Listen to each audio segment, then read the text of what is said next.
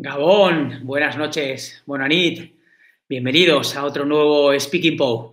Esta noche vamos a saldar una deuda pendiente. Vamos a entrevistar a Sebastián Álvaro, el que fue director del programa de Al Filo de lo Imposible, en el que tuvimos el gusto y el honor de poder participar en varios programas, pero además es un periodista, escritor, aventurero. Yo diría que una de las personas que mejor conoce el mundo de la montaña en este país. Vamos a darle la bienvenida también a mi hermano Iker y que nos cuente de cuándo conocemos a Sebastián Álvaro.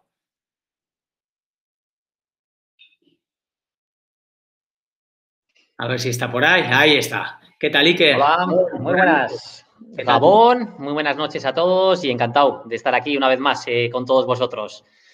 Y bueno, como dice Neko, presentar a Sebas, pues bueno, es complicado, ¿no? Tiene una carrera tan extensa que es difícil, ¿no? Pero bueno, yo me remoto sobre todo, me he echado para atrás y la primera vez que lo conocí personalmente me acuerdo que fue a la vuelta de la expedición de Neko y Juanito Yarzábal, Vallejo y compañía, Ferran Latorre, que volvían de la Annapurna y me acuerdo que en esa comida lo conocí, ¿no? Luego ya tuve el privilegio, pues bueno, de poder participar, ¿no? En uno de sus programas, que fue más adelante ya en el año 2000, nos dio la gran oportunidad de ir al Yukon junto con Eduardo Martínez y, bueno, y vivir una gran experiencia, ¿no? De la mano de Al Filo.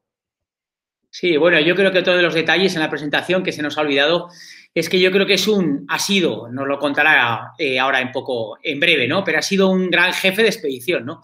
Creo que poca gente ha organizado tantas expediciones como él y ha sacado tanta gente al monte. O sea que yo creo que, bueno, vamos ya con Sebas, que si no lo vamos a alargar mucho. Buenas noches, Sebas. ¿Dónde te Hola, pillamos? buenas noches, amigos. Es un honor y también un privilegio estar con vosotros. Y si tuve algún mérito, amigo Iker y Eneco, fue precisamente rodearme de buena gente como vosotros.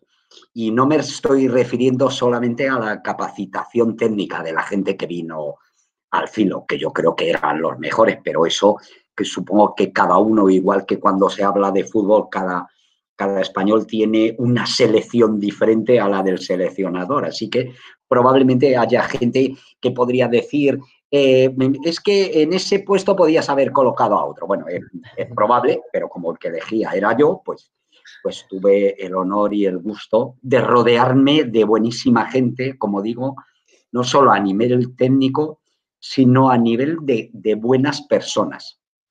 Y vosotros sois un referente de eso.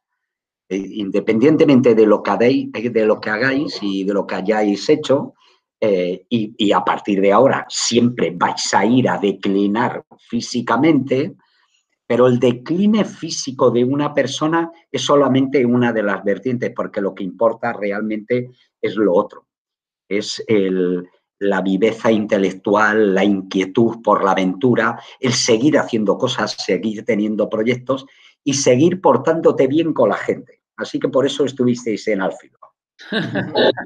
Muchas gracias, Sebas, muchas gracias. Bueno, vamos a empezar. Hemos hecho nosotros una pequeña presentación de quién eres, ¿no? La verdad es que es como muy extenso, ¿no? Eres un personaje muy extenso a todos los niveles. Dínoslo tú, ¿quién es Sebastián Álvaro? Para la gente que no te conoce, que yo creo que te conoce prácticamente todo el mundo, porque realmente Al Filo fue un programa que marcó un antes y un después, ¿no? En la montaña en este país. Pero bueno, ¿cómo se define Sebastián Álvaro? Yo soy el hijo de los lecheros de Campamento, un barrio de Madrid humilde, en una familia humilde, de gente trabajadora, que me enseñó lo más importante para vivir y para mantenerse en pie con dignidad. Que lo importante es trabajar, que lo importante es el esfuerzo, que todo lo que quieres lo tienes que perseguir, que por mucho que a veces nos esforzamos, no conseguimos aquello que queremos, pero que somos capaces de hacer mucho más de lo que podemos imaginar. Y eso fue lo que significó Al Filo. Yo creo que de Al Filo es probable que lo puedan hablar seguramente nuestros hijos mejor que nosotros cuando pase tiempo. Pero yo creo que una vez que ha pasado, bueno, han pasado 40 años desde la primera expedición que hice, ¿no? Y desde entonces he hecho más de 247 expediciones. Así que, Al Filo, ¿qué significó? Bueno, en primer lugar, fuimos un programa de la televisión pública cuando la televisión pública en España era una de las mejores 5 televisiones del mundo. Lo digo porque hay veces que en las redes alguien dice, bueno, pero a vosotros os pagamos las expediciones. No, eso no es verdad. A nosotros, a mí y a vosotros, cuando participasteis, os pagaban por trabajar. Y cumplimos y fuimos muy buenos. Tan buenos fuimos que no creo que haya en el mundo ningún otro programa con los resultados de Al Filo. En el tiempo que yo fui el director, es decir, en el tiempo que existió Al Filo, porque luego se hicieron otras cosas que en mi opinión no fueron ni tienen nada que ver con Al Filo, en el tiempo que yo estuve hicimos 190 y tantas expediciones y unos 350 documentales. Yo era trabajador fijo de Televisión Española. Quiere decir que si yo me hubiera dedicado a hacer telediarios, durante toda mi vida hubiera cobrado mayor salario que dedicándome a hacer Al Filo de lo imposible. Bien, eso por un lado. Al Filo se convirtió en una de las marcas referentes de Televisión Española y han pasado muchos años. Somos probablemente con El hombre y la tierra de Félix lo que es la referencia de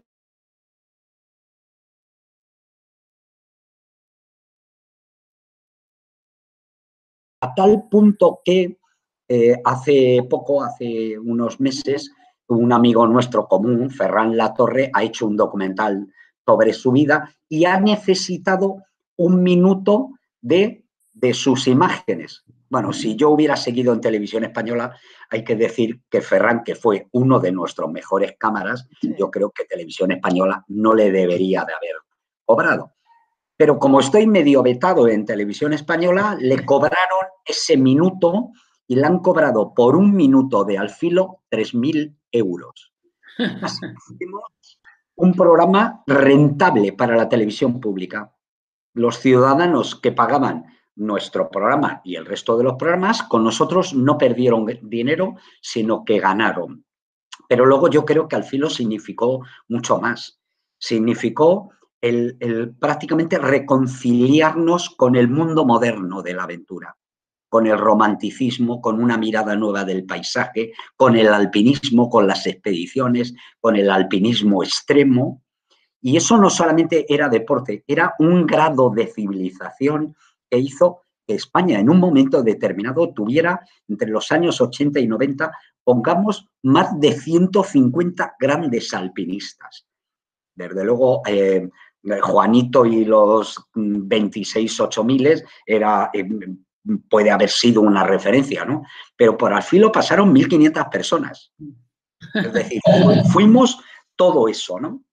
Así que para mí, además, sobre todo, fue un lujo, porque convertimos en Al Filo en algo mucho más que deporte y en algo mucho más que aventura. Es difícil encontrar un programa que cohesionara tanto nuestro sistema autonómico. En Al Filo había catalanes, madrileños, vascos, vascos por un tubo, que me planteaban muchas veces aventuras que parecían imposibles y que luego las hacíamos, como vosotros en el Yukon, pero también luego el Pilar del Cantábrico, es decir, en los 14 8000, solamente 8000 hicimos más de 60 expediciones, pero programas como la reconstrucción de Irvine y Mallory, la primera escalada del Cainejo, y desde luego hicimos montaña, mucha montaña, pero hicimos también espeleobuceo, vuelo libre, navegación, parapente, paramotor. Es decir, fuimos no solo dinamizadores de la aventura, sino dinamizadores de algo que ha cambiado nuestro país y que podemos estar plenamente orgullosos, porque además ahora tenemos buenos guías. La gente viene a España no solamente a hacer turismo de sol y playa, viene a escalar, viene a volar en parapente, viene a hacer buceo, es decir, espeleobuceo, un montón de cosas, y todo el origen de eso fuimos nosotros. Cuando digo nosotros, desde luego os incluyo a gente como vosotros. Sí. Sebas, yo tengo una preguntilla ahí. Me imagino que no sería nada fácil. ¿Cómo surgió, cómo sacaste adelante Al Filo? Porque no serían unos momentos fáciles tampoco. ¿Y cómo conseguiste, bueno, crear ese programa, ¿no? Crear un programa de montaña, ¿no? De sacarlo a la luz. No, en esos tiempos no creo que sería nada sencillo. Bueno, no solamente era muy complicado sacarlo adelante, pero también teníamos, en Televisión Española, estaban todos los profesionales y todo el talento del mundo audiovisual. Y eso jugó a nuestro favor, porque a mí cada vez que me firmaban un presupuesto, luego a la vuelta de cada expedición, yo tenía un jefe que me decía, a ver qué habéis filmado. Y nos íbamos a un sitio, porque ya sabéis que filmábamos siempre en cine, había un proyector y veíamos las 6 horas, por ejemplo, que filmasteis en El Capitán. Y veíamos si estaban bien, estaban mal, y luego me preguntaba el jefe, ¿y de aquí cuántos programas quieres hacer y qué historia quieres contar? Y pasando en cada etapa del programa, pasando exámenes duros, en el que en cada etapa teníamos que hacer cosas más fuertes e historias mejor contadas, logramos prácticamente estar 30 años. Sí, sí. Bueno, valga decir que los programas de Televisión Española de Al Filo, hasta bien entrados los años 90, lo veían 10, 12 millones de personas, todos los sábados, domingos, que eran cuando nos ponían. Sebas, con esos resultados, porque además yo creo que, bueno, lo estamos viendo en la gente, luego empezaremos a pasar preguntas, chicos, chicas, pasaremos preguntas en un momentito. Pero bueno, viendo esos resultados, viendo que sobre todo Al Filo se veía, yo creo que en todos los países de habla hispana, aquí nos está siguiendo un montón de gente sudamericana, ¿no? A la que queremos mucho, con la que tenemos mucha relación, tú también has tenido mucha relación con Sudamérica, bueno, como todo el país, ¿no? Y al final, funcionando tan bien el programa, ¿por qué se acaba Al Filo, Sebas? Bueno, se acaba Al Filo, se acaba la televisión pública. Es decir, hubo sobre todo a partir del año 2002, 2003, era evidente que Televisión Española necesitaba una remodelación. Y había diferentes formas, entre otras cosas, porque llegaba el mundo digital y teníamos que acompasarnos. Eso se hubiera podido hacer de diferentes formas, pero en Televisión Española se hizo de la peor forma. Es todos los mayores de 50 años a la puta calle. Bueno, en un mundo en el que lo que vale es el talento y la creatividad, hacer eso fue una auténtica barbarie, una auténtica barbaridad. Así que de la noche a la mañana la televisión pública se quedó sin los mejores talentos, los mejores profesionales y además se cortó la transmisión cultural. Yo recuerdo que yo entré con 16 años en la tele y yo tenía jefes que cada vez que yo hacía algo mal, me llamaban. Me decían, ese sonido está mal o eso lo has hecho mal. E incluso haciendo Al Filo, yo tenía un jefe que si yo decía una palabra, escribía una palabra mal, me decía, eso es un anglicismo y no lo puedes poner, tienes que buscar un sustituto. Es decir, se aprende así. Y de repente la tele se quedó sin talento, sin profesionales y además sin la posibilidad de que la transmisión cultural que va de la gente mayor a los más jóvenes ocurriera. Y de repente desapareció. Yo me fui de la tele, bueno, me despidieron de la tele y yo me fui aproximadamente en la 1 de Televisión Española venía a tener un 28, un 29, un 30% de SARE. La 1 de Televisión Española está en el 8,9. La 2 es inexistente. Es probable que haya programas vuestros por aquí que lo vean más que la gente de la 2. Es decir, se ha hecho una gestión igual que en otros apartados del país en los que soy bastante crítico, por ejemplo, ahora mismo con la pandemia. Yo creo que deberíamos de hacer examen de conciencia, porque si no haces un análisis crítico con aquello que haces mal, es imposible que lo corrijas y vuelvas a hacerlo bien. Bueno, una de las cosas que significó la ruina de la televisión pública fue aquel despido masivo de 4.200 personas, entre las que me encontraba yo con Al Filo, pero eso significó, por ejemplo, el fin en la radio de clásicos populares y podríamos decir, y de corresponsales que llevaban y que eran especialistas en Asia, en Europa, en la OTAN, es decir, aquello se quedó pelado y significó el fin de Al Filo, y con ello y detrás se acabó el mundo de la aventura en la televisión en España. Una auténtica pena, la verdad es que una auténtica pena. Sí, Sebas, también, ¿qué momentos recuerdas clave en Al Filo de lo Imposible? Claves en la historia del programa. ¿Cuáles fueron los momentos clave? Porque has trabajado con los más fuertes, con todos. Vallejo, Tamayo, Ñurategui, Portilla, o sea, con todo lo más fuerte. ¿Cuál es el momento más, diríamos, el momento de oro, ¿no? de Al Filo? Bueno, ahí primero debería decir que el momento clave fue el accidente a la bajada del K2 en 1994, el que el programa estuvo a punto de desaparecer, en el que perdimos un compañero que dejamos en el campo 2, a Choa Pellaniz, en el que a Juanjo le cortarían, luego le amputarían 7 dedos de las manos, y cuando llegamos a la tele, prácticamente estábamos en la calle, todo el mundo, incluso yo, porque igual que ahora, he sido un protestón toda la vida, me lo dijo mi madre y eso no me ha ido bien. No me ha ido bien, pero me deja dormir todas las noches, ¿no? Yo fui de la gente que criticó el ERE de Televisión Española, y no por mí a nivel personal, que nos mandaron a casa con un buen ERE, sino porque yo veía con claridad que estábamos perdiendo la tele pública, que es de todos los ciudadanos. Las cosas públicas no pertenecen al gobierno de turno. Tal hospital, la televisión, un colegio, no pertenece al gobierno que está mandando, es de los ciudadanos. Y por tanto nosotros tenemos la capacidad crítica de cambiar aquellas cosas que no funcionan en nuestro país.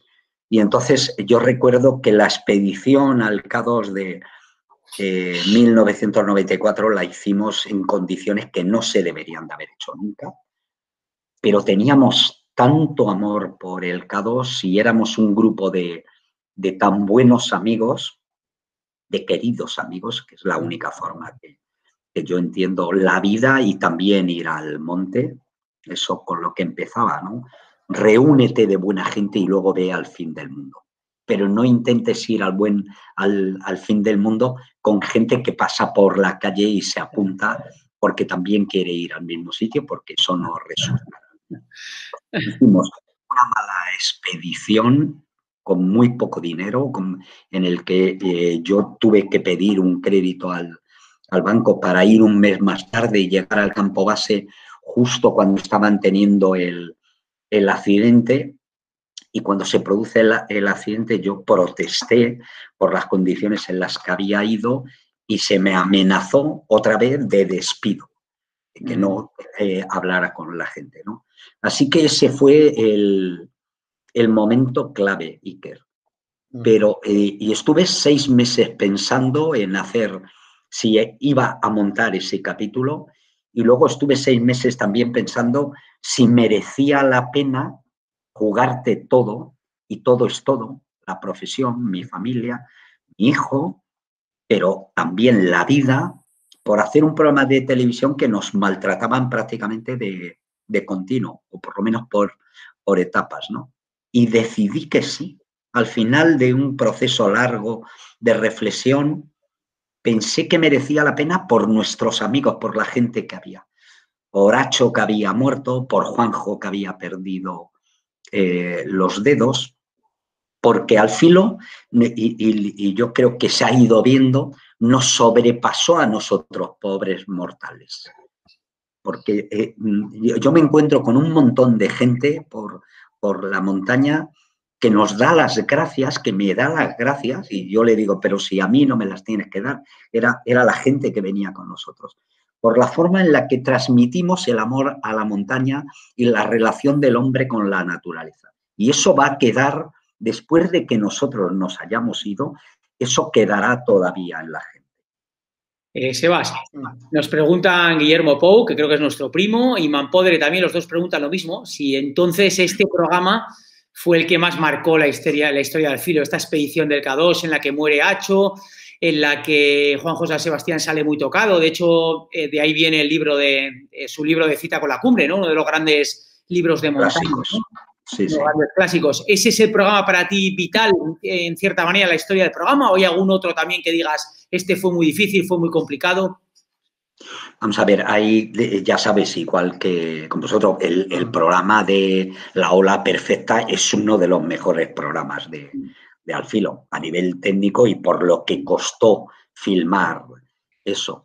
El K2 del 94 es el más clave a nivel personal y también porque significa una cosa, Eneco. Aquel es el último programa que hace el equipo clásico que empezó haciendo Al Filo, en el que estaba, en efecto, como decía Iker, estaba Ramón Portilla, estaba Iñaki Ochoa de Olza, que era un jovenzuelo que empezaba, estaba Juanjo San Sebastián, estaba Seritas de la Cruz, estaba Juanjo, el que hizo del Cainejo, y bueno, y Acho Peñani, claro. Cuando aquello se acaba, cuando monto ese programa, vamos a hacer técnicamente los mejores programas de Al Filo. Primero porque empezamos a incorporar ya cámaras de vídeo más ligeras o cámaras de cine como la Atom Mínima, que creo que vosotros la utilizasteis en el Capitán, ¿no? Con Ferran, que es, sí, era la joya de la ingeniería de la cinematografía, ¿no? Sí. Hicimos entonces técnicamente los mejores programas, el mejor montaje, probablemente los mejores guiones, las mejores músicas. Hay que recordar que la Academia de Televisión, que nos llevamos 10 premios ATV, premió las imágenes de Al Filo, las músicas de Al Filo, los guiones de Al Filo, así que era un conjunto. Pero yo siempre voy a recordar el del K2 y luego el accidente del año 2003 de Guadalupe, por lo amargo. Pero si me dijeras, oye, ¿qué programa crees que fue la historia mejor contada? Pues mira, yo creo que fueron las dos reconstrucciones que hicimos. La de Rabadá y Navarro en la cara norte del Eiger y la de Irving y Mallory en la cara norte del Everest. Yo creo que esos son programas. Bueno, el programa de Irving y Mallory nos lo compró la BBC, mucho antes de que la BBC se atreviera a hacer una reconstrucción, que luego la hizo, ¿no? Nos adelantamos nosotros. Y a mí me parece que esos son programas, independientemente de lo que costó filmar en los sitios que se dice, ¿no? Súbete a la cara norte del Eiger con una cámara, haz la travesía Intertoise, saca la bolie, filma, cambia los rollos de 3 minutos o sube la rifle SSR Super 16, que la llevamos a 8.000 metros. La estuvo manejando Ferran para hacer la reconstrucción de Irving y Mallory. Esos programas yo creo que serán en la memoria. Recordamos aquellas cámaras de Sebas, incluso me viene a la mente, y que también se acuerda de aquella anécdota, claro, cuando estuvimos en el Capitán, ¿te acuerdas? En el 2004, sí. Hicimos la nose de subida y hicimos la nose de bajada. Y la bajada fue todavía más interesante que la subida, porque estábamos con José Carlos Tamayo. En aquel momento no se estilaban los guías, ya lo sabes, no existía ni siquiera la titulación, pero José Carlos es y será uno de los grandísimos alpinistas de este país, ¿no? El tema fue que se le ocurrió a José Carlos que rapelásemos la nose, o sea, 1.100 metros, que se te pone el culo así de pequeñito. Le dio porque teníamos que rapelar. En vez de un arbolito que teníamos, era mejor que rapelásemos de un empotrador pequeño, ¿no? Y salimos el primer rappel los 1.100 metros para abajo de un pequeño stopper, ¿no? De un pequeño empotrador. ¿Te acuerdas? Sí, que me acuerdo de Tamayo que decía que nada, que tranquilos, que estaba bien puesto. Claro, al principio estaba reenviado a un árbol arriba, pero el último que tenía que rapelar, que en este caso me tocó a mí, había que quitar la cuerda del árbol, el reenvío y bajarse del fisurero, ¿no? La verdad que esta la recordamos siempre. Sí, emocionante. Bueno, pero ¿sabes en qué es un campeón? O era por lo menos un campeón, José Carlos. Lo mismo ahora se ha ablandado, ¿no? No Era creo. un campeón en rapelar de nudos empotrados. Sí. A mí me ha hecho varias cosas de eso, ¿no? Bueno, José Carlos yo creo que es uno de los mejores alpinistas españoles de todos De los todos los tiempos. De todos los tiempos, Pero sí. yo creo que ahora, ¿no? Que se habla de lo moderno, de esto que ha pasado, bueno, en fin, de las invernales y todo este tinglado. El otro día, haciendo un artículo, estuve repasando documentación con los desniveles antiguos y tal. Cuando uno observa la actividad alpinística en España y en el mundo, en los años 1982-83, prácticamente hasta el 90 y pocos, eso es insuperable. Es insuperable. Es decir, en una temporada se abrían 6, 7 grandes paredes a 8000. Sí. Y por supuesto en estilo ligero o no alpino, pero bueno, pero métete en la cara oeste de los polacos, en la cara oeste del Makalu, en el Daulagiri, es decir, la actividad que se hacía era de un nivel hoy en día impensable. Impensable. Sí, por ahí va nuestra próxima pregunta, ¿no? Vosotros incluso, yo recuerdo durante todo el inicio de Alfilo, ¿no? Aquellos años 80 que dices, ¿no? Que en España se abrieron cosas muy interesantes a nivel de todo el mundo, con lo que estabas comentando ahora mismo, ¿no? Vosotros incluso me acuerdo que grabando estabais escalando en estilos muy buenos, siempre sin oxígeno, lo que dices, en estilo alpino semiligero, grabando con cámaras de cine. Sí, de 25 kilos. Sí, 25 kilos. Y luego algo que la gente hoy en día apenas puede entender. Y que tenías 11 minutos para filmar. Y que si diafragmabas mal y no lo ibas a ver, te cargabas secuencias fundamentales, ¿no? Y a los 11 minutos, estando a 7000 metros, tenías que coger un saco oscuro, meter la cámara y a tacto cambiar el carrete, ¿no? Sí. Sebas, ¿cómo sientes entonces esa comparación, ¿no? Esa comparación con el momento actual, ¿no? Que parece que todo vale con tal de conseguir una cumbre, ¿no? El estilo parece que ya no sirve para nada. No sé, ¿cómo estás viendo tú la situación moderna? Sobre todo, ya, bueno, en casi todas las cordilleras del mundo, pero sobre todo en Himalaya. No, pero yo no y vosotros tampoco.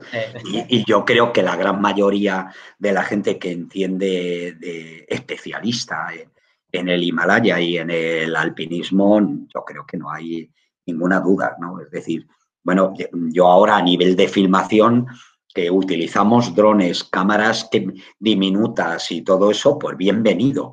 Pero eso es una herramienta para contar una historia. Si no tienes nada de talento en la cabeza ni inteligencia para contar una historia, da igual que lo hagas en 8K, que seguirá siendo una full. Y lo de que vale todo para lograr una cumbre, por ejemplo, el K2 invernal, pues no, ¿qué va? Y ni siquiera, a mí me parece que el tipo, desde luego, que yo más apenado me he quedado con su desaparición, es David Lama. David Lama, Hans Sauer, la gente que murió en las rocosas hace, yo creo que un año, hace poco, y que se perdió uno de probablemente el gran futuro del alpinismo mundial, ¿no? Y en alpinismo lo que vale es el estilo, pero como es algo que es intrínseco y que además demuestra en estos días que la gente no tiene ni idea de lo que significa el alpinismo, pero sobre todo que no ha leído un libro de la historia del alpinismo. Porque si observamos en esa historia, vemos que ahora se están haciendo cosas en peor estilo que los años 50. Yo, si quieres, os recuerdo, lo sabrá seguramente buena parte de nuestra audiencia, que en 1954 se sube el Choyu en estilo prácticamente alpino, prácticamente. Y que uno de los Sherpas, Dawa Sherpa, sale sin parar porque se juega la dote de la novia, sale sin parar de la cumbre del pueblo de Nanche Bazar a la cumbre del Choyu del tirón. Se lo juega con el padre de la novia. Bueno, si subo ahí sin y tal, no pago la dote. Y fue así. Y hoy en día, más del 50% de la gente que sube al Choyu sube con botellas de oxígeno, ¿no? Sebas, la estación que se Serpa era, como has dicho, Dava, Serpa, Gerrikagoitia, supongo, ¿no? Eso es una apuesta vasca, Sebas. Sí, sin lugar a dudas. Entonces, el estilo es lo primero. Pero sí, es que además hemos tenido un montón. Yo podría señalar 100 alpinistas de nuestro país, en buena medida vascos, porque en el País Vasco se hizo además una política yo creo que muy aceptable y muy buena para fomentar el alpinismo. Y por eso hoy en día hay una cultura superior al respecto de la montaña y al respecto de la aventura allí. Pero hemos tenido hasta hace 3 días Alberto Iñurrategui, Miquel Zabalza y Juan Vallejo haciendo una actividad de lujo en montañas de más de 7.000 metros, con un grado de exposición, de compromiso y con un estilo muy limpio, que yo creo que eso es lo que da la calidad de una ascensión. Antes de que le pregunte, Alejandro Pose nos pregunta, Sebas, para ti, ¿cuál ha sido el mejor jefe de expedición de la historia? Chris Monington, sin lugar a dudas. Sí, yo creo que además... yo creo que además, bueno, y me lo dijo Messner, y para que Messner regale un elogio a un tío tiene que ser muy merecido, porque no suele darlos. Yo creo que Chris Monington es el que más ayuda a cambiar el alpinismo moderno en el siglo XX.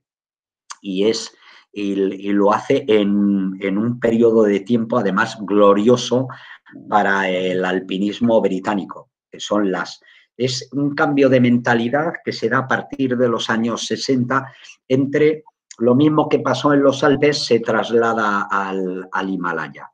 Y entonces se pasa en el año 64 se terminan de conquistar los 14 8000 y entonces los alpinistas inmediatamente pasan a las paredes, a las grandes paredes del mundo. Y a Bonington le debemos la sur del Annapurna, la sudoeste del Everest y luego la nordeste del Everest, donde desaparecen Borman y Tasker, pero luego, bueno, un montón de expediciones como la de Logro, la sudoeste del K2, es un tipo grande, ¿no? Y luego, aparte, tiene en consideración algo que yo creo que es muy importante, es un tipo muy culto que escribe libros muy buenos que han marcado una generación. Yo he hecho eso de menos en nuestro país. Yo echo de menos, bueno, pongo siempre el ejemplo de Juanjo, ¿no? Pero yo echo de menos que gente como Tamayo, Juan Vallejo o Alberto Iñurrategui no hayan escrito más sobre sus experiencias. Y experiencias en los dos sentidos, ¿no? Grandes paredes, grandes escaladas hicieron, pero sobre todo que les marcaron a nivel personal. Ahí tenemos un déficit que yo espero que poco a poco lo vayamos ganando, ¿no? Y lo que hay que hacer y animar, porque es lo importante, ya sabemos hoy en día, además, por la gimnasia deportiva y el fútbol, que a partir de los 20, 25 años, la capacidad física de un deportista declina. Pero, sin embargo, tenemos gente con 50 años escalando y haciendo unas cosas absolutamente admirables. Bueno, pues además hay que leer. Y eso hay que transmitirlo. Podríamos decir, una obligación ética. Tú tienes que escalar y eso que sientes y además ese conocimiento lo tienes que transmitir. Y de esta forma las generaciones se van enriqueciendo y van haciendo cosas más fuertes, más difíciles, en fin, y mucho mejor, en definitiva. Bueno, nosotros te cogemos el guante porque en menos de un mes creo que sacamos nuestro primer libro. O sea, vamos a intentar... Sí me gusta. compañero. Pasos desde la humildad. Esto no estaba preparado, ¿eh? Esto no estaba preparado. Sí, luego, una preguntilla que yo tengo curiosidad, Sebas. Un segundo, Iker. Sí. Dime, Neko. Un segundito. Al hilo del tema de los ingleses, porque tenía que dejar a Iker pasar la pregunta, pero me ha venido a la mente, ¿no? Has dicho el tema de Bonington, pero también es verdad que históricamente han tenido buenos jefes de expedición, ¿no? Tuvieron Shackleton con el tema polar, tuvieron Scott falló, ¿no? En la estrategia probablemente, pero han sido como siempre muy organizados, ¿no? A nivel de exploración y a nivel de montaña. ¿Por qué crees que han tenido estas cualidades los ingleses, Sebas? Porque les tocó vivir el romanticismo en el momento álgido del Imperio Británico. Porque si estuviéramos hablando del descubrimiento o la conquista de América o de las islas del Pacífico, pues ahí seríamos todos españoles y probablemente la gran mayoría navegantes vascos. Porque a ellos les toca, en el momento de esplendor del Imperio Británico, que ocurre igual que con el Imperio Español, en el momento en que el Imperio Británico resplandece no solamente porque tiene la mejor armada del mundo, ¿no? Sino porque tiene pintores, músicos y también exploradores, espías, alpinistas. Es el momento de esplendor y hay que recordar luego la gente que muere, por ejemplo, en la Antártida, en sus bolsillos, igual que le ocurría a Mallory, ¿no? Mallory llevaba en los bolsillos, mientras escalaba el Everest, tenía obras de Shakespeare. Es decir, igual que el siglo de oro español, que el siglo de oro español en realidad casi dura 2 siglos. Y tiene una cultura admirable. ¿Por qué? Porque tiene poetas, pintores, etcétera. Y eso se reúne en un momento determinado en el que hay una parte del mundo que se ofrece en blanco. El mundo ya está descubierto, se sabe que es redondo, se sabe el perfil de los continentes, pero el interior de las selvas, de los desiertos, el polo norte, el polo sur y las grandes cumbres del Himalaya está por descubrir. Y eso, la gente que tenía interés y que además tiene posibilidades. Recordemos que para que los británicos escalen el Everest, empiezan en 1921, en 1903, 1904, Francis John Husband tiene que invadir el Tíbet e impone unas condiciones que hacen posible que el Dalai Lama conceda esos permisos. En el 21, 22 y 24 son las primeras expediciones. Y luego, cuanto más expediciones hace, más gente interesante sale. Y Scott, sin duda, se equivoca, ¿no? Y Shackleton es un fracasado, pero sin embargo son ejemplos digamos, de muchos valores que tienen que ver con la inteligencia, pero por ejemplo con la valentía, que hoy en día está mal vista incluso, ¿no? Vivimos en tiempos en los que los valores tradicionales, en el que para los griegos es la valentía y la honestidad, lo único que no se perdona es la cobardía y la traición. Y sin embargo hoy en día no está, y a mí me parece que el ser valiente siendo aventurero o siendo alpinista es un valor en sí mismo, ¿no? La gente que sube a la montaña, sobre todo en sitios muy esforzados, no siempre es la gente más fuerte, es generalmente la gente que mejor cabeza tiene. Y en eso fueron unos maestros. Digamos que eso viene a durar de mitad del siglo XIX a principio del siglo XX, después de la Primera Guerra Mundial, el Imperio Británico decae, pero todavía en 1975, en 1970, tenemos gente, en efecto, como Chris Bonington y esa magnífica generación de alpinistas que está Doug Scott, Peter Boardman, Joe Tasker, que de toda esa gente prácticamente van a morir casi todos, o prácticamente todos. Sí, sí. Bueno, cambiando un poco de tema, Sebas, un tema un poco más... ¿qué opinión tienes sobre los 14 8000 en 6 meses de Nimal Purja? ¿Qué opinión tienes de esto? Pues, pero creo que... Ya sé que es una pregunta, pero bueno, a ver qué opinión tienes. No, que vale, no, que quiere decir que he hablado mucho en la radio. Pues desde el punto de vista del estilo no tiene ninguna importancia. Y yo creo que la mejor prueba, Iker y Eneco, es no ha estado ni propuesto a los pioneros de oro.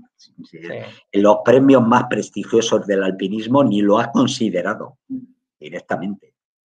Eso a nivel de estilo. Pero luego hay una cosa que me molesta y en el que, digamos, que se está corriendo también, que es no se pasa información, se hacen comunicados de marketing y publicidad. Se da publicidad. Dicen, bueno, hemos subido al Daulagiri. Pero bueno, ¿de qué forma? No, porque sin oxígeno. Bueno, después resultó que llevaba oxígeno y que manda equipos antes que preparan la vía y que se van de un campo base a otro en helicóptero. Bueno, quiero decir que no tiene nada que ver. Lo que me sorprende es que determinada gente, incluso amigos míos, vamos, quiero decir, que lo han defendido. Lo han defendido porque dicen, bueno, eso es otra cosa. No, hombre, no, el alpinismo no puede ser otra cosa. El alpinismo tiene unas reglas y sobre todo detrás de ello una ética. Una ética igual, quiero decir que igual que la sociedad tiene una ética del comportamiento, en el alpinismo también existe eso. Así que tú vas a un sitio y puedes ir, desde luego, como quieras y a donde quieras. Pero, hombre, no puedes violentar el lugar a donde vas, no lo puedes ensuciar, no puedes atentar contra el medio ambiente y luego no puedes mentir, no puedes decir que haces una cosa que no haces o que la haces de una forma diferente. Y para mí, desde luego, lo que marca una ascensión, una escalada, es el grado de exposición. Y luego el estilo limpio. Eso que decía Messner, que eran los medios justos. Y que, bueno, en el caso de los ingleses, que viene de ahí, era el fair play del deporte trasladado al alpinismo. Y entonces ahí, desde los años 20 del pasado siglo, se discutió al respecto del oxígeno. Y había dos tendencias, porque se discutió y se debatió durante mucho tiempo. Gente que consideraba la botella de oxígeno como si fueran unas botas. Y que el argumento es, bueno, si utilizas botas, utilizamos botellas de oxígeno. Y si no, quítate la botella de oxígeno y quítate las botas. Y mucha gente decía, no, eso es trampa. Una cosa es el equipo y otra cosa es el rendimiento del deportista. Eso en los deportes olímpicos está regulado. Y pongamos por caso, en deporte olímpico están prohibidas las transfusiones de tu propia sangre. Es decir, se trata de no mejorar artificialmente la sangre del deportista, que te permite, por supuesto, ganar una carrera o hacer un 8000. Así que yo creo que ese debate, después de un siglo, yo creo que está resuelto. Ponerte una botella de oxígeno en la espalda es como hacer trampa. ¿Quiere decir que no la puedes utilizar? Bueno, yo creo que sí, pero deberías de ser riguroso, desde luego cumplir con la normativa en los parques nacionales. No puede ser que en el collado sur del Everest haya miles de botellas de oxígeno tiradas, es una barbaridad. Y luego, además, no vale decir mentiras y decir, bueno, yo he subido al Everest sin decir que llevabas una botella de oxígeno. Porque tú lo que quieres es compararte con Messner o compararte con los pioneros británicos y al Everest hoy en día no subes sin botellas de oxígeno ni el 2%. Esa es la realidad. Entonces, el querer confundir y el querer, además, dar comunicados de marketing, algo que sucede también en nuestro país. Hay escaladores, alpinistas, que no conceden preguntas a la prensa. Luego criticamos a los políticos, ¿no? Por eso, ¿no? Muy bueno. Sebas, Tomás Uribe nos dice, ¿cuál crees que ha sido la mayor aventura de la historia? Es una pregunta difícil, pero bueno, tú tienes mucho conocimiento para intentar, por lo menos sacar una que te parezca que está por encima del resto. Si me deja la mayor aventura de la historia, de toda la historia de la humanidad, yo diría la que se está conmemorando ahora, el 5º centenario de la Vuelta al Mundo de Magallanes y Elcano. por la trascendencia, bueno, primero por lo que supuso, ¿no? Pero luego por la trascendencia histórica. En segundo lugar, probablemente el viaje del Beagle, también por lo mismo, porque supuso revolucionar el pensamiento, la teoría de la evolución de Darwin. Y luego, por un cariño especial que le tengo, el viaje y la conquista el gran viaje de conquista de Alejandro Magno desde Macedonia literalmente a las orillas casi del Ganges. Pero vamos, pasado el lindo. Creo que más ahí tienes referencias. Iker, tira la siguiente pregunta.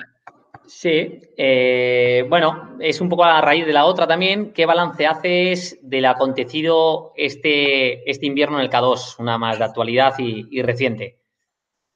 Bueno, con lo acontecido este año soy muy crítico. Y soy muy crítico, deberíamos de serlo. Y deberíamos de serlo sobre todo la gente que entendemos de montaña, seamos practicantes o no, y de todos los amantes de la montaña y de la naturaleza.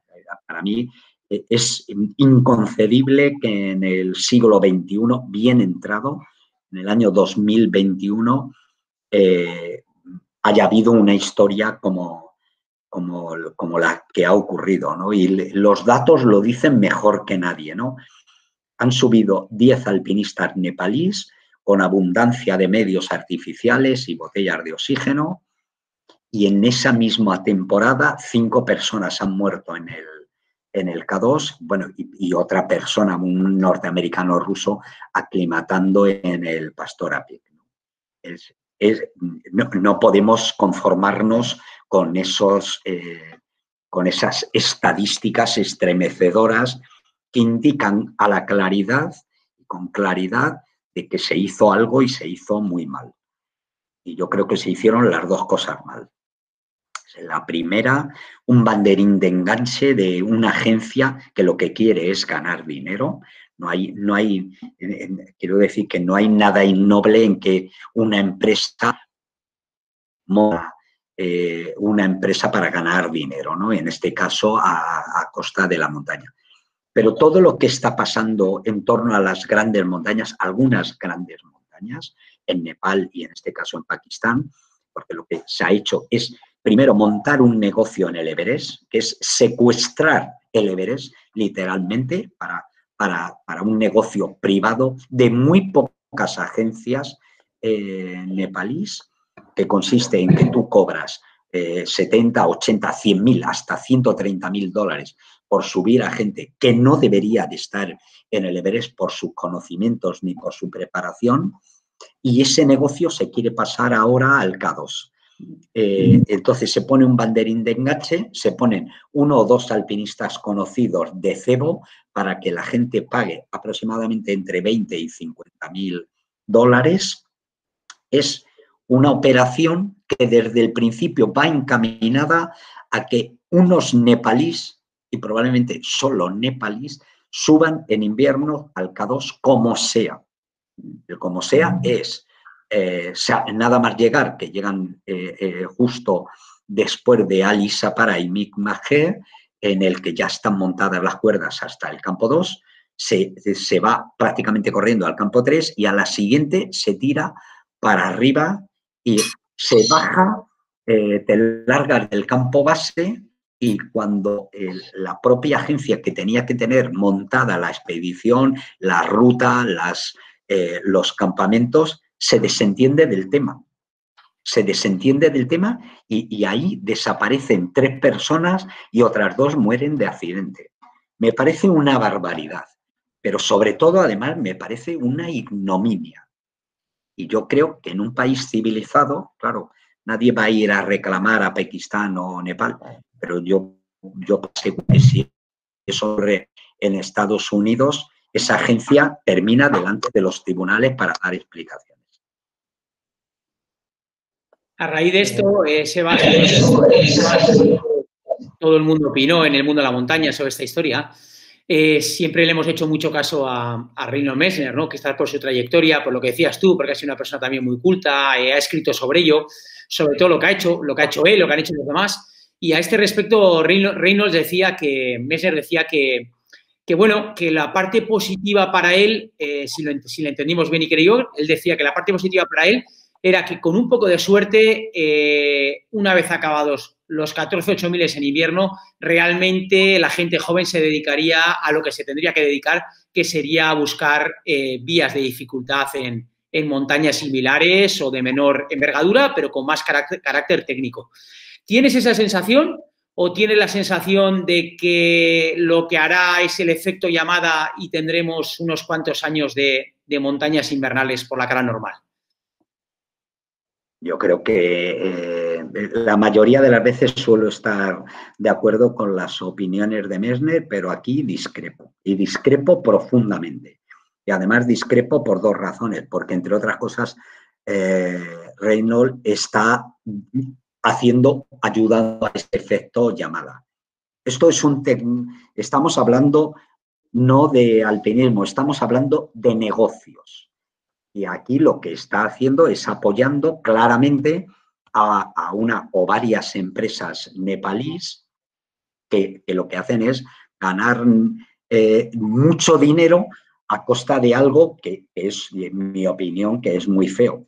Y es feo porque, primero, en estos sitios, cuando hablamos de Nepal, de Pakistán, de China, no hay libertad de empresa como hay en Europa. Tú puedes, si quieres, ir a competir con cualquier otra agencia de montañeros al Pirineo. Nada te lo impide. Tú lo puedes hacer y liquidado el asunto. Pero no ocurre así en Nepal, donde 4 agencias prácticamente monopolizan los 500 clientes que hay todas las primaveras en el Everest. Y eso por un lado. Y luego, por otro lado, yo creo que va a ser todo lo contrario. Ojalá me equivoque, pero a mí me parece que en el K2 al año que viene habrá más gente y en el Everest al año que viene habrá más gente en invierno y que las vías normales de los 8000 se van a llenar de turistas, incluso a costa de grandísimos accidentes y de algo que nadie cuenta, que son por término medio, todas las temporadas mueren en el Everest 15 o 20 personas, dependiendo de las caídas de aluder, de seracs, etcétera, etcétera, ¿no? Así que yo creo que no. Yo creo que lo que hay que hacer es, y además es que, en fin, joder, espero que se me entienda bien. Yo creo que hay una racista en esto, porque en Nepal y en Pakistán, aunque sean pobres serpas, que no son pobres serpas, la agencia Seven Summits y otras 2 o 3 son empresas tan grandes como muchas de las que hay en España y, por tanto, y que tienen una flota de helicópteros o de aviones, líneas aéreas, ¿no? De lo que se está hablando es de dinero. Entonces, estos países deberían cumplir la normativa, simplemente la normativa de un parque nacional. Igual que cuando tú entras en el Valle de Ordesa o en Patagonia, en el Parque de los Glaciares, en el Chaltén, tú entras y tú tienes que cumplir una normativa que te obliga y que si no la cumples o alguien te penaliza o directamente no te deja entrar, ¿no? Así que, ¿por qué eso no se hace en el Everest? ¿Por qué eso no se hace en el K2? Bueno, porque las leyes son así, porque hay gente, hay corruptelas, la gente mira para otro lado. Pues no, deberían de hacer eso. Y se debería de poner, igual, yo cuando voy a escalar algún sábado o algún domingo a la Pedriza, si voy después de 1 hora o si hay determinada gente, no puedo entrar.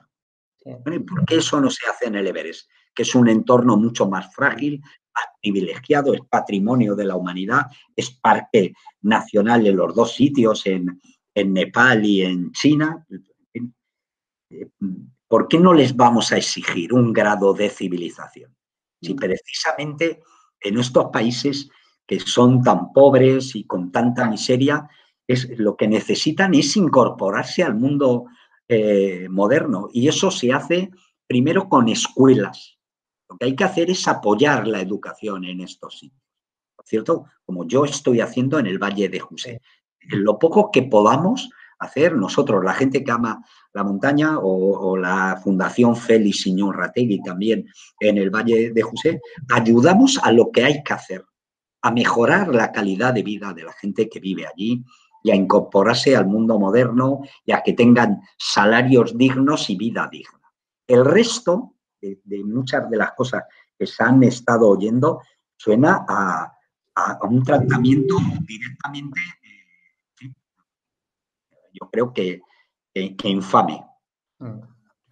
Nos pregunta Joan María Vendrell por aquí, Sebas. Joan María Vendrell fue compañero mío en el equipo nacional en la primera jornada, un grandísimo alpinista, y nos está preguntando qué episodio de la historia del alpinismo te quedó por rodar o cuál te habría gustado rodar. Joder, me gustaría muchísimo sobrevolar el K2 en globo, compañero. Qué buena. Estuve 3 años trabajando en ese proyecto y no me salió, pero, bueno, entre otras cosas porque los chinos me pidieron 2 millones de euros por el permiso. Si no, ya te cuento que hubiéramos sobrevolado el K2. Iker, tira. Sí, ¿qué noticia relacionada con el alpinismo te gustaría escuchar dentro de 20 años? Joder, dentro de 20 años. ¿20 años o dentro de unos años? No ahora mismo, sí, dentro de unos años. Me gustaría que, mira, conozco muy bien el Karakorum y Pakistán. Hay valles sin explorar en el Karakorum con picos. Vi hace 2 años, vi una montaña de 7.200 metros que solamente tiene una ascensión en un sitio determinado por la vía normal, pero por el otro lado no había entrado nadie por la cara oeste y había una pared más inclinada que la Walker en mixto de 3.500 metros. Ahí gente como Iker, tenéis trabajo. Sí, ya te vamos a pedir información. Tú sabes mucho. A mí me gustaría que la gente joven siga viviendo el alpinismo como aventura y como todavía es posible unir exploración y alpinismo, que lo hagan así.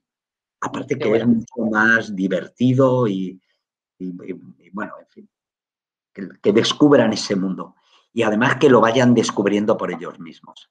Que no se conformen con lo que les contaron y con los libros, sino que vayan sumando su experiencia a todo eso que han leído, pero que lo vivan, que lo vivan. Bueno, dicho esto, Sebas, que creo que es un buen epitafio, vamos con las preguntas rápidas, son de estas casi de sí o no. Bueno, puedes soltar 2 frases, que vale. Queremos saber un poquito más de ti. Vale. Que la gente ya ha sabido mucho con la entrevista, pero bueno, un poquito más. Venga, voy yo con la primera. Sebas, edad. 70, acabo de cumplir. Bueno, muy bien llevados, muy bien llevados. Bueno, y espero, una de las cosas de los 20 años, espero seguir escalando dentro de 20 años y que el primero de cuerda sea mi nieto. Qué bueno. Ojalá eso pase, ojalá. Sí, muy bien. ¿Supersticiones o rituales? No, tengo pequeñas manías, ¿no? Que tienen que ver con intuiciones en momentos determinados que han sido graves y que yo intuí antes. Pero si cada vez que tienes una intuición de esas no sales de casa, no hubiéramos salido, ¿no? A ningún lado. Yo, por ejemplo, tengo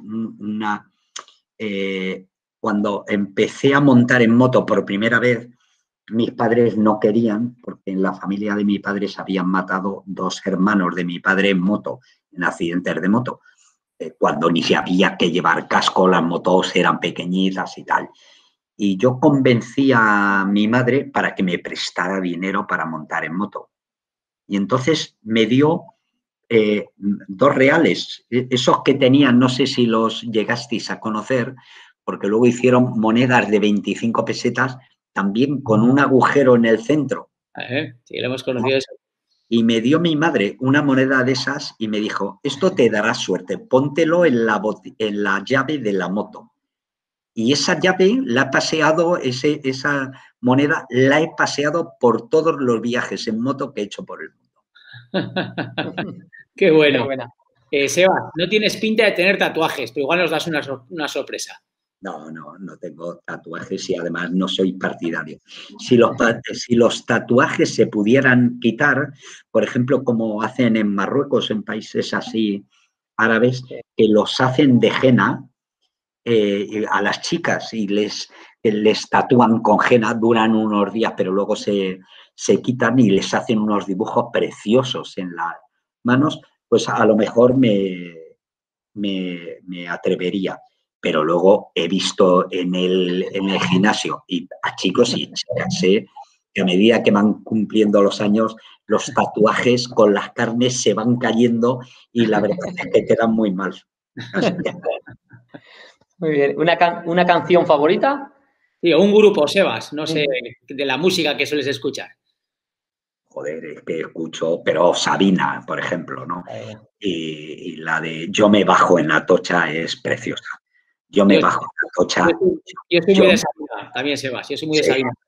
Bueno, pero sabes que además somos medio amigos. Soy muy amigo de Pancho Varona, el guitarrista de Sabina, y el que me parece también que es un genio. Y Sabina me vale para muchas cosas, pero soy capaz en el mismo minuto oír una canción de Rocío Jurado que me emociona y me tal, y la siguiente que oigo es una de Mark Knopfler, por ejemplo, Shangri-La. Ayer venía oyéndola en el coche. Sí. Sebas, ¿qué animal te gustaría ser y por qué? ¿O con qué animal te sientes identificado? Pongamos el leopardo de las nieves, ¿no? Es un bicho raro que no se deja ver, que es muy escaso, está en vías de extinción, que se mueve nada más que en entornos muy duros, prácticamente en Pakistán. Ahora mismo, gracias a la campaña que hemos hecho en el Valle de José, tenemos, me parece que 6 parejas en invierno. Ahora, cuando hemos estado con Juanito, hemos visto una pareja cazando enfrente del refugio, al otro lado del río, y que sobre todo es un animal elegante, precioso, que solamente se gana la comida de aquello que él es capaz de cazar. Bueno, antes de que tires la siguiente, tenemos una pregunta con respecto a los 8000 que estaba haciéndola prácticamente Juan Vallejo. Le tuve la oportunidad de verle ayer, le mandamos un abrazo muy grande, es un buen amigo de los 3 y lleva 6 operaciones en un año, o sea que lo está pasando mal y le mandamos ahí un abrazo grande, grande, Juan. No solamente eso, sino que además Juan Vallejo es uno de los grandes alpinistas de todos los tiempos. Estamos de acuerdo. Y además un hombre prudente, fuerte, pero yo estoy seguro que va a salir de esto y que vamos a estar escalando porque contamos con él. Es decir, tenemos un proyecto a medias que a ver si nos sale, ¿no? Porque cuando pase todo esto habrá que seguir escalando montañas y espero que la gente no solamente se acuerde de los grandes deportes, del tenis y de Messi y tal. Los alpinistas también existimos como Teruel, coño. Además, las chicas y algunos chicos dicen de Juan que es un tío bien parecido, que diría mi abuela. No necesitamos hacer propaganda en ese sentido a Juan. Ya se lo gana él solo por sí mismo. Muy bien. De cambiar algo de tu pasado, si podrías volver atrás, ¿qué cambiarías? O alguna tontería que hice en la adolescencia, como todos. La adolescencia es probablemente la mejor época de la vida pero también en la que cometemos más tonterías. Y las cometemos porque como especie estamos diseñados para la reproducción. Y entonces la adolescencia cometemos un montón de tonterías antes de dominar, que nuestra cabeza domine nuestro cuerpo y nuestra inteligencia. Así que de ahí me hubiera ahorrado alguna, pero si no, quiero decir que tampoco me gustaría quitar todos los errores de mi vida, porque los errores también te ayudan a ser como eres y a aprender de ellos. Y luego a nivel de carácter, pero es imposible, me quitaría buena parte de mi vehemencia. Me implico siempre demasiado en lo que yo considero que son causas justas y nobles, y bueno, eso me hizo que en la época de la transición me despidieran por líos sindicales y políticos a los que nunca he podido, que me implico demasiado, pero esa parte del carácter me viene directamente dada. Mi madre era así, y espero, desde luego de los nietos hay uno que va a salir así, y eso le va a dar problemas a él y a la familia, pero viene en el paquete, compañero. Sebas, una fantasía inconfesable. Puede ser de cualquier tipo, ¿eh? A ver qué te viene por la cabeza. Joder, me gustaría... Me gustaría hablar con Scarlett Johansson así cara a cara. Es una buena fantasía, es una buena fantasía. Es cojonuda, es cojonuda. Pero seguramente no me coge el teléfono. Pero bueno, yo conste que yo lo intentaría. Sebas, dale 10 minutos que puedas hablar con ella y pueda acabar en ramo de flores la historia esa. Porque ya sabes que los hombres pecamos, como dijo Santo Tomás, los hombres pecamos por la vista y las mujeres pecan por el oído. Así que, sí, bueno, entre otras cosas, yo toda la vida he sido un contador de historias, ¿no? O bien escribiendo, pero ahora he descubierto, por ejemplo, la radio en los últimos 15, 20 años, y la radio me parece que es un medio de comunicación absolutamente maravilloso, maravilloso. Iker, tira la última pregunta. Sebas, esta es la última. Sí, y bueno, para la última, para cerrar siempre, ¿qué es lo más loco que has hecho por amor, Sebas? Joder, un montón de cosas, compañero. Un montón de cosas. Esta tarde iba hablando con un amigo por medio del desierto, caminando, y le iba contando todas las cosas que hice por amor, algunas que no os voy a contar a vosotros, pero algunas otras, como por ejemplo, traer un trocito de una lava almohadillada del fondo del mar de Tetis, ponérselo en una cajita de oro con un colgante y dárselo a mi chica. Muy bueno, muy bueno. Acabas de cerrar la entrevista con ¿es un broche de oro eso que estabas hablando? Nunca mejor dicho. Bueno, pues dejarme despedir un minuto. Decidme, dejar de deciros que os quiero. Hay muchas veces que se nos olvida decírselo a la gente y no se lo decimos a la gente que queremos y que tratamos con ellas. Y muchas veces en nuestro negociado, por accidentes, de repente se va gente que has querido y que nunca parasteis un momento a decírselo. Así que deciros que estuvisteis en Alfilo porque os lo ganasteis y porque sois muy buena gente. Así que muchas gracias. Es que en el camino, si nuestro camino de la vida se siga cruzando y no vayamos a hacer un día una escalada o una caminata o yo que sea lo que queráis. Ojalá sí sea. Eso es. Salud y amistad y muchas gracias también a toda la gente que nos ha seguido. Gracias. Sí. Muchas gracias a ti, Sebas. Dicho esto, Sebas, muchísimas gracias. Hemos pasado una hora y algo, fantástica, que estábamos convencidos que iba a ser así. Bueno, una maravilla, una auténtica maravilla. ¿Dónde me tenéis? Venga, un abrazo enorme. Muchas gracias, Sebas. Cuídate. Abrazos. Venga. Chao. Saludos. También te queremos. Sebas, también te queremos. Esa es la conclusión un poquito de la entrevista, ¿no? Han sido, Iker, yo creo que mucha relación, ¿no? Durante muchos años juntos, una historia, ¿no? Tanto de su vida como la nuestra en común, con un montón de amigos alrededor.